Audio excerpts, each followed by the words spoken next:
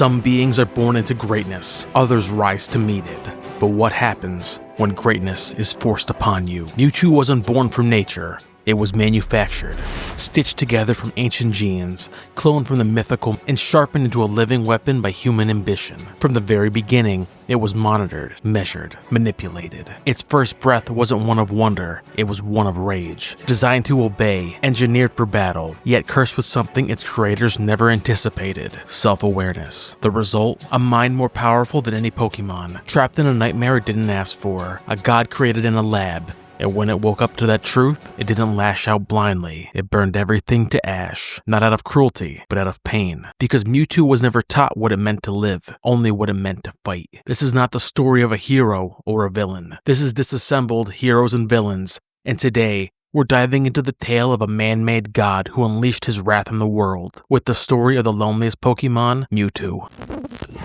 But before Mewtwo became a storm across the skies, before it defied the gods and rewrote the rules of what a Pokemon could be, it was just a specimen in a tank, floating, dreaming, waiting for something, anything, to make sense. And behind the glass, scientists whispered, data streamed, experiments ran without pause, because to them, this wasn't a life, it was a weapon in progress. They didn't see a soul awakening, they saw success rates, battle potential, a breakthrough they could control. But what they created wasn't just power, it was a being with thoughts, with questions, with rage. And when those thoughts sharpened into clarity, the lab didn't just fail. It collapsed under the weight of its own ambition. Before the storm, before the clones and crumbling laboratories, before the psychic maelstrom that shook the skies of Kanto, there was silence. Mewtwo's story does not begin with a battle cry. It begins with isolation. In Pokémon the first movie, it begins at the bottom of the ocean. There, in the ruins of a forgotten temple, fossilized eyelashes from the mythical Mew were recovered, an ancient miracle, twisted into the foundation of a modern horror. Scientists funded by the greedy Giovanni of Team Rocket took this genetic relic and gave it a new name, a new body, a new mind: Mewtwo. Born in a glass tank deep within a mountain lab, Mewtwo's earliest memories are not of play or comfort, but of static monitors, whispered commands. In the Japanese version of Mewtwo Strikes Back, we're given a glimpse inside its embryonic thoughts. In those early scenes, cut from the original US release, but restored in later versions, Mewtwo dreams. It sees not just the sterile lab around it, but a world filled with other young clones like itself, a baby Bulbasaur, a Charmander, a Squirtle, and a human girl named Amber. These were the failed clones of other Pokemon, and Amber was the clone of the head scientist's daughter. Mewtwo bonds with them in a psychic dreamscape. They laugh, they question, they try to understand the meaning of their existence, but one by one, they fade. Amber dies first, then the others follow. Mewtwo is left alone again. This was its first taste of grief, before it had even taken its first breath. The scientists suppress its memories of the others. They call it a success, a breakthrough, the most powerful Pokemon ever created. But Mewtwo remembers, enough to know it wasn't alone, enough to know that its pain was not an accident, it was built into the system. When Mewtwo finally awakens from its tank, its body fully grown and its psychic power already immense, it asks one question: who am I? The scientists are thrilled. It has power beyond comprehension, but they don't answer. Instead, they begin to measure it, not its thoughts, not its emotions, but its potential as a weapon.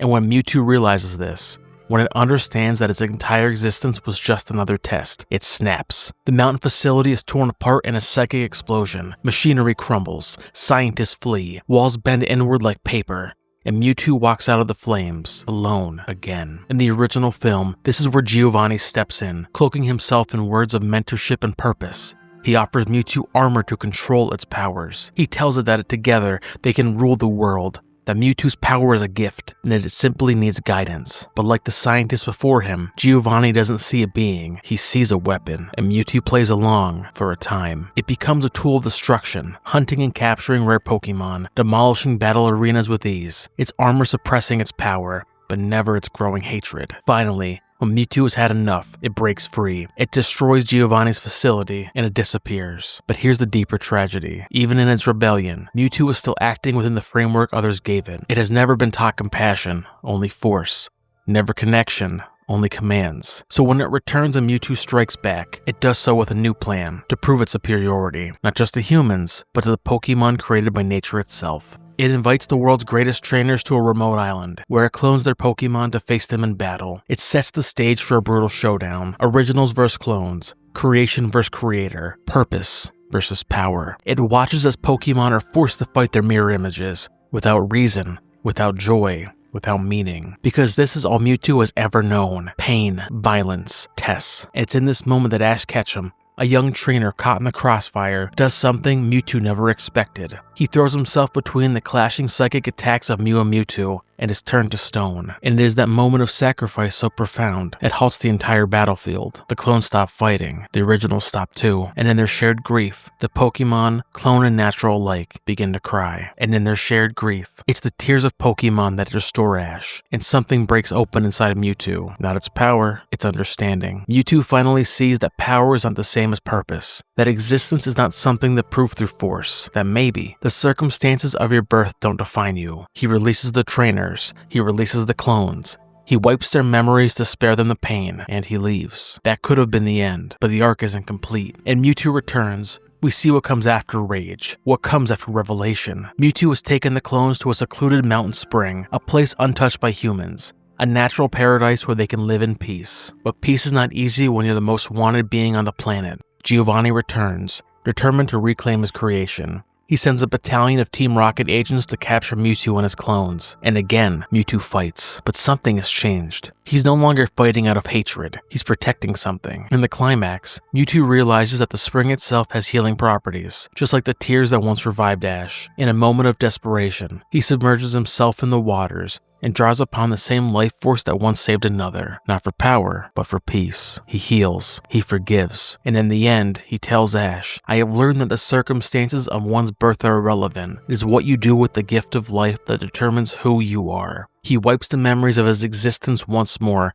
and disappears into the world, an enigma, a guardian, no longer a weapon. This is the tragedy of creation, that something so powerful, so intelligent, so capable of love and pain and purpose was denied all of it, that Mewtwo was taught to be a monster before it even had the chance to be anything else. And yet, it chose a different path, not because it was easy, but because it was right. But what happens when the fire cools? When the rage settles and the ashes no longer speak? Mewtwo had buried its past in the ground, the lab, the scientist, even Giovanni's lies, erased. But freedom didn't bring peace, it brought silence, and in that silence, the questions returned. Why was I made? What is my purpose? If I am not a weapon, then what am I? With no creator to guide it and no kindred to call family, Mewtwo drifted like a ghost across the world it had just condemned. It had power beyond comprehension, but no place to belong. So it did the only thing a fractured mind could do. It began to search for meaning, for identity, for something real. And that search would take it far beyond the ruins of its origin and into the heart of its own evolution.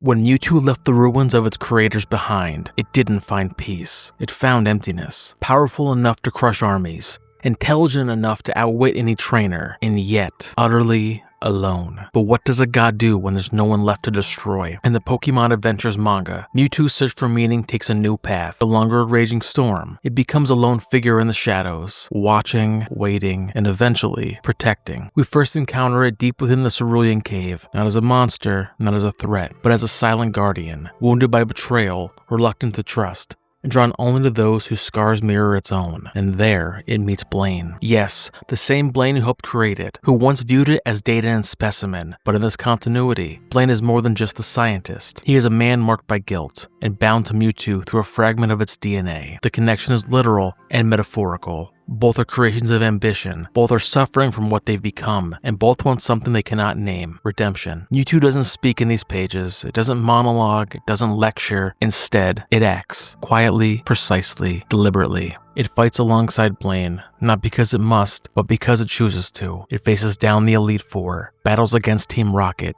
and even resists capture, not out of revenge, out of conviction. It protects, not because it was programmed to, but because it has decided to. And in those moments, those small, almost invisible moments, something extraordinary happens. Mewtwo begins to transform from a weapon into a will, from a clone into a conscience, from a monster into something that dares to be more than what it was built for. Its journey doesn't end there. In the Fire Red and Leaf Green arc, Mewtwo returns as the guardian of the Cerulean Cave once more, this time protecting a family of Pokemon from a world that has no reason to trust. But trust is tested when Giovanni resurfaces, and with him comes Deoxys, a being just as engineered, just as powerful, and arguably even more alien. Their battle isn't just physical, it's philosophical. Mewtwo is no longer fighting to survive. It's fighting to prevent another creation from suffering the same fate. And when it throws itself into battle, not to dominate, but to defend, Mewtwo reclaims something its creator tried to strip away, its agency. But even as it grows in spirit, it remains distant. Mewtwo does not live among others. It does not bask in glory. It watches, protects, interferes only when it must. This isn't exile. It's self-imposed separation, the cost of becoming something more. And that same theme echoes across Diamond and Pearl. In a brief yet poignant reappearance, Mewtwo emerges once more to assist the protagonist, out of allegiance, but out of duty. The power is still overwhelming, but its presence now signals a kind of reluctant divinity. It is no longer a creature of rage. It is a sentinel, a judge, a being who acts when the balance is threatened. By X and Y, we see the final evolution of this arc, both metaphorically and literally. Mewtwo returns, now capable of a mega evolution, and with it, the ultimate metaphor is made flesh. Because Mewtwo's mega evolution isn't just about more power, it's about refinement. It chooses to transform, not to become something new, but to become more of what it already is. Sharpened, focused, intentional, and it's not alone. In this arc, Mewtwo doesn't simply fight for its own survival. It leads a resistance alongside other legendaries, coordinating efforts to repel Lysandra and Team Flare's apocalyptic ambitions. Gone is the isolated creature of vengeance.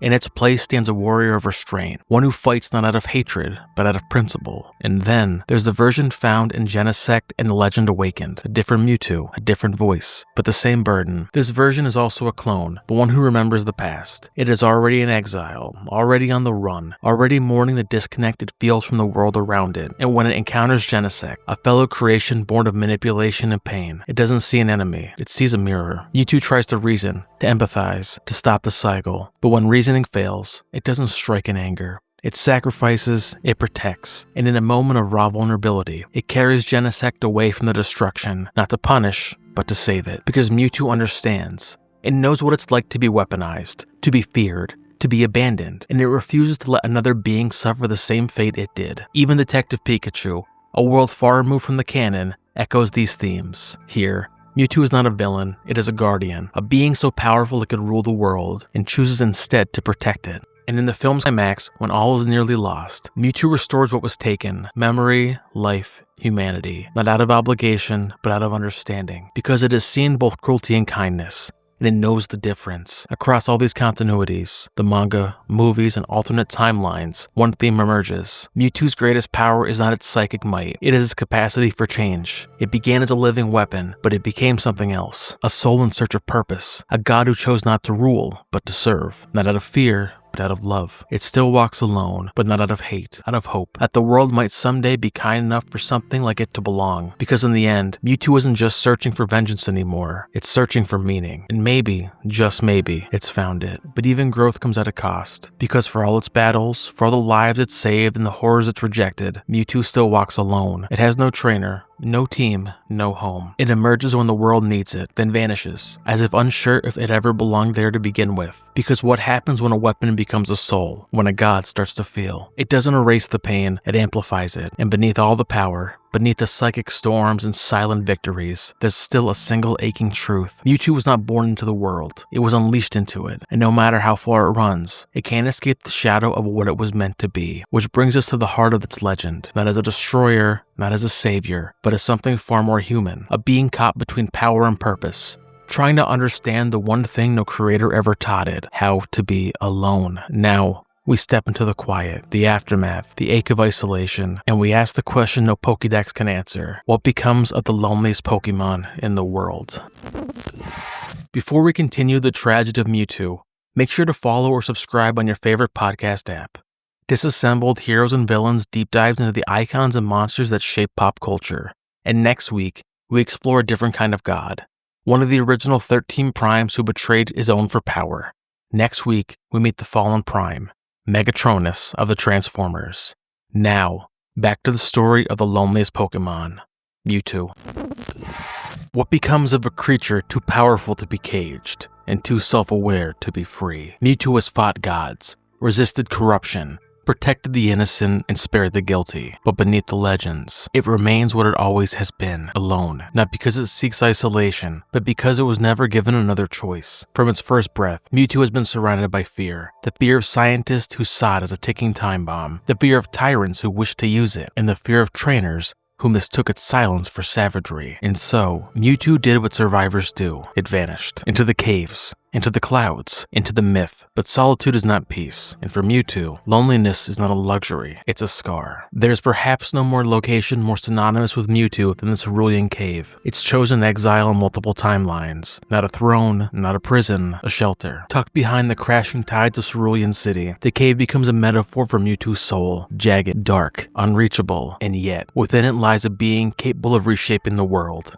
In Pokemon Red, Blue, and Yellow, this is where Mewtwo hides, not out of fear, but out of restraint, waits, watches, and challenges only those who dare to find it, not for sport, for understanding. Because what trainer would venture into the abyss for something so feared, unless they saw it as something worth knowing? This is where Mewtwo tests us, not our strength, our intent. Unlike most Pokemon, Mewtwo knows what it is, knows that it was made, not born, knows that its power is a byproduct of manipulation, knows that others see it as a weapon, or worse, as a mistake.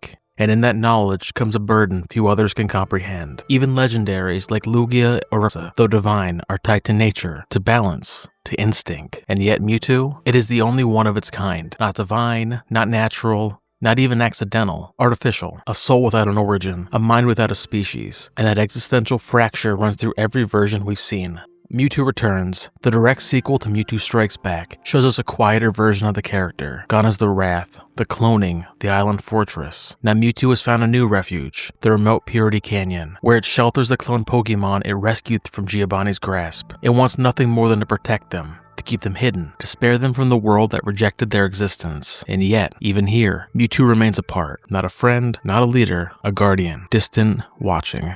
Always watching. When Giovanni inevitably finds them, Mewtwo doesn't lash out of fury. It resists, not just physically, but emotionally. It doesn't want war, it wants peace. There's a line, a quiet line, that crystallizes its soul. I was not born as a Pokemon, I was created, and I have no place in this world. But by the film's end, something changes. Ash, the same boy who once stood against it, now stands with it. He risks everything to protect not just the clones, but Mewtwo itself. And for the first time, Mewtwo allows someone in. It doesn't erase their memories this time, because maybe, just maybe, it wants to be remembered, not as a weapon, but as a soul. Even among the pantheon of legendary Pokemon, Mewtwo is something else entirely. The others, Zapdos, Entei, Dialga, are forces of nature, guardians of space, time, or elements, revered, worshipped. But Mewtwo, it is feared, because Mewtwo represents something far more uncomfortable. Man's attempt to play God. It isn't tied to a natural phenomenon, it doesn't uphold cosmic balance. It is the outcome of ambition without ethics,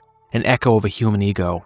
And unlike other Pokemon, Mewtwo knows this, which is why it hides. It doesn't want to be revered. It doesn't want to be used. It wants to understand what it means to exist outside the blueprint it was given, and perhaps that's what makes it the most human of them all. Another striking element of Mewtwo's story, it almost never allows itself to be caught. Yes, in the games, players can throw a Master Ball and claim victory, but narratively, Mewtwo resists the very idea of ownership. It doesn't battle for badges. It doesn't obey commands, because obedience was part of its trauma. To be caught, to be used, to be ordered. These are chains it cannot wear again. Even in Super Smash Bros., where Pokemon are turned into playable fighters, Mewtwo stands apart. Its presence is cold, elegant, distant. Its taunt is not playful, but reflective. So, you wish to challenge me. Even here, the loneliness remains. It is present, but never truly with us. And with that, Mewtwo's curse is simple. It knows it was made by people who wanted power, not life. It knows that no matter how many times it saves the world, it will always be the other. And yet, it keeps defending the helpless, shielding the weak, confronting those who would build new monsters in its image, not because it believes in humans, but because it believes we can change. And that maybe, if it can protect enough lives, if it can prove that it is more than what it was made for, then one day, it won't have to be alone anymore.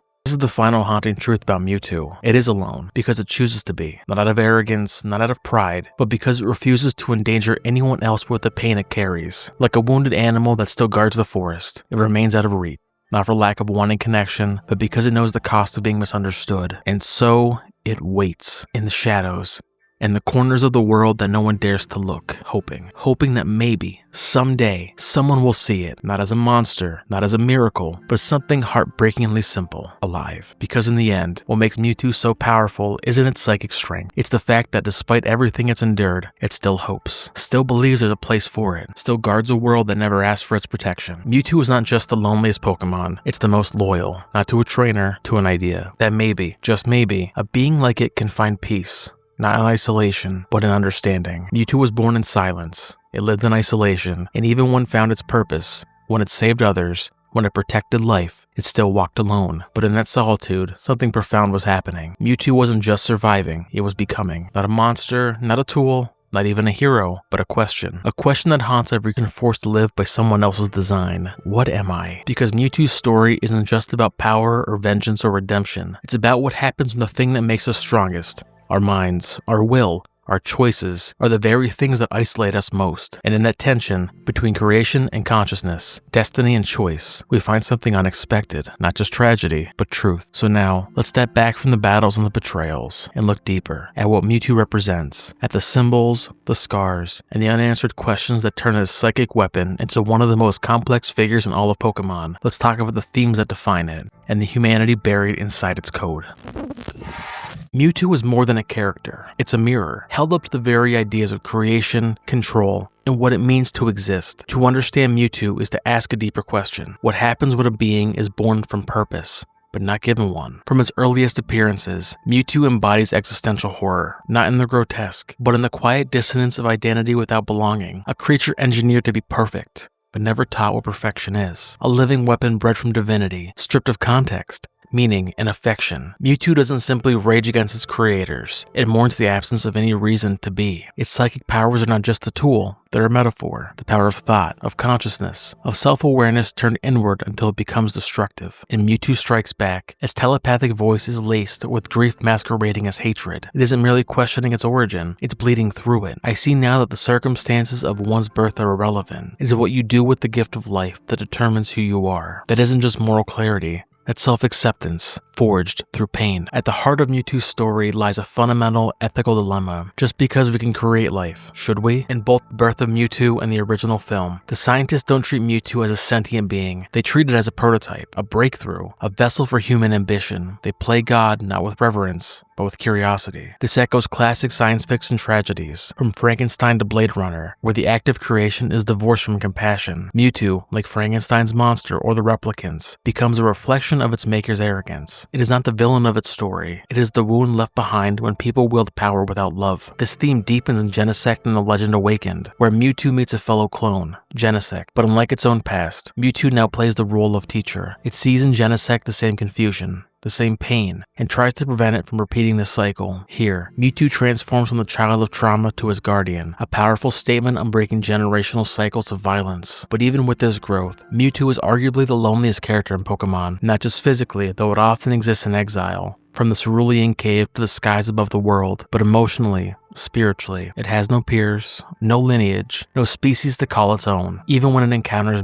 the genetic source of its existence, the connection is not kinship, it is contrast. Where Mew is playful, innocent, and untouched by human interference, Mewtwo is heavy, burdened by legacy and pain. One is nature, the other nurture twisted by human hands. And Mewtwo knows this. It knows it cannot return to the purity of what Mew represents. That purity was stolen before it ever opened its eyes. This is the essence of alienation. Mewtwo is not simply alone, it is aware of its aloneness. And in that awareness lies one of the most human truths of all, that sometimes knowledge isolates more than it frees. There's a reason Mewtwo was introduced as the most powerful Pokemon in existence. It's not just for spectacle, it's contrast. Because what Mewtwo chooses not to do is often more meaningful than what it does. In multiple continuities, adventures, Detective Pikachu, XY, Mewtwo could destroy cities, flatten armies, rewrite the balance of the world. But it doesn't. It waits, it watches, it protects. Not out of cowardice, but out of restraint. Because Mewtwo has learned, through blood and fire, that true power is not measured by what you can destroy. It is measured by what you choose to preserve. This restraint transforms Mewtwo from a god of vengeance into a guardian of life. Not because it was programmed that way, but because it decided to become something better than the hands that made it. And in a world full of characters who will power to dominate, Mewtwo stands apart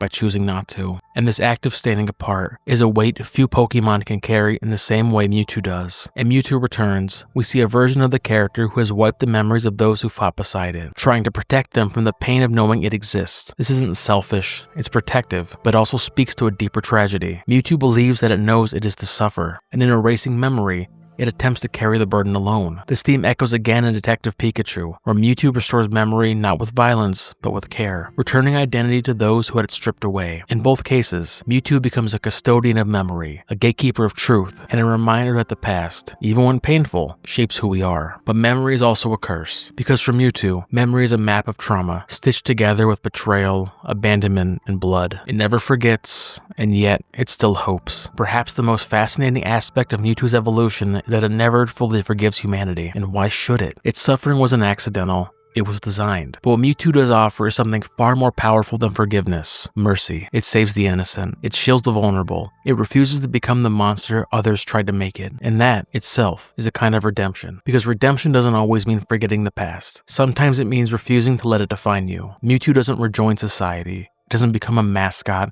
It doesn't take a trainer. It remains apart, watchful, wary. But its actions speak louder than words. And they say this: I was born in pain, I was forged in fire, but I will not pass that pain forward, even if the world never apologizes, even if no one ever says thank you. In the end, Mewtwo stands as one of the most symbolic figures in Pokemon lore. It is the shadow of progress without ethics, the consequences of intelligence without compassion, the tragedy of being made for greatness without being given love, but is also a testament to the power of choice, to the resilience of will, to the quiet, stubborn hope that even those who were never meant to be can still choose who they become. Mewtwo was created to be a weapon. It chose to be more, and in doing so, it became something sacred, not just a Pokemon, but a soul.